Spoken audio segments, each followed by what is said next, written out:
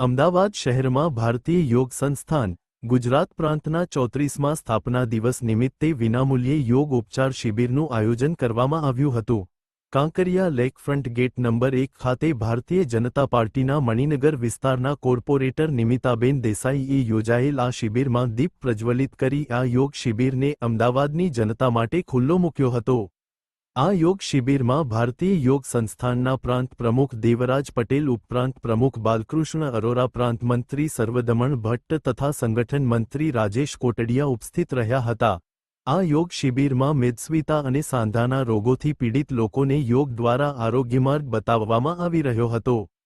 ભારતીય યોગ સંસ્થાન દ્વારા તારીખ 11 મેથી 15 મે 2026 દરમિયાન સવારે 6:30 થી 7 વાગ્યા સુધી વિશેષ યોગ ઉપચાર શિબિરનું આયોજન કરવામાં આવ્યું છે। આ શિબિરમાં મેદસ્વીતા, સાંધાના દુખાવા તેમજ અન્ય શારીરિક સમસ્યાઓ માટે યોગ અને પ્રાણાયામ દ્વારા ઉપચારની માહિતી આપવામાં આવી રહી છે। સંસ્થાન વર્ષોથી જીઓ અને જીવન દો ના સૂત્ર સાથે સમાજમાં યોગ અને સ્વસ્થ જીવનશૈલીનો સંદેશ ફેલાવી રહ્યું છે। ભારતભરમાં સંસ્થાનના હજારો નિઃશુલ્ક યોગ કેન્દ્રો કાર્યરત છે, જ્યારે ગુજરાતમાં પણ અનેક કેન્દ્રો દ્વારા નિયમિત યોગ તાલીમ આપવામાં આવે છે।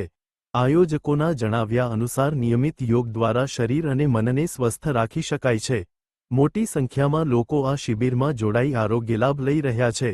યોગ દ્વારા સ્વસ્થ જીવન જીવવાનો સંદેશ આપતી આ વિનામૂલ્યે યોગ ઉપચાર શિબિર લોકોમાં આરોગ્ય પ્રત્યે જાગૃતિ લાવવાનો પ્રયાસ કરી રહી છે।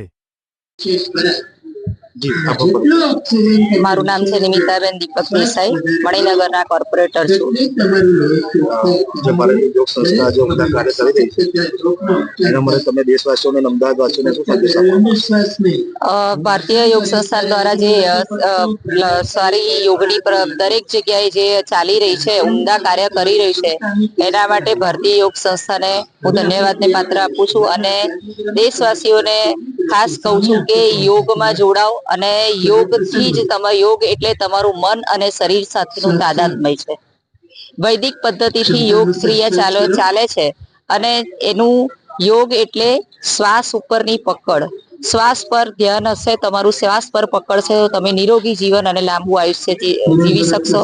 યોગથી શરીરમાં સુડોળ અને સ્નાયુઓ મજબૂત થાય છે અને લચકતા આવે છે અને યોગથી તમારું શરીર સુડોળ અને ઘણા બધા રોગોનું નિવારણ થઈ શકે છે।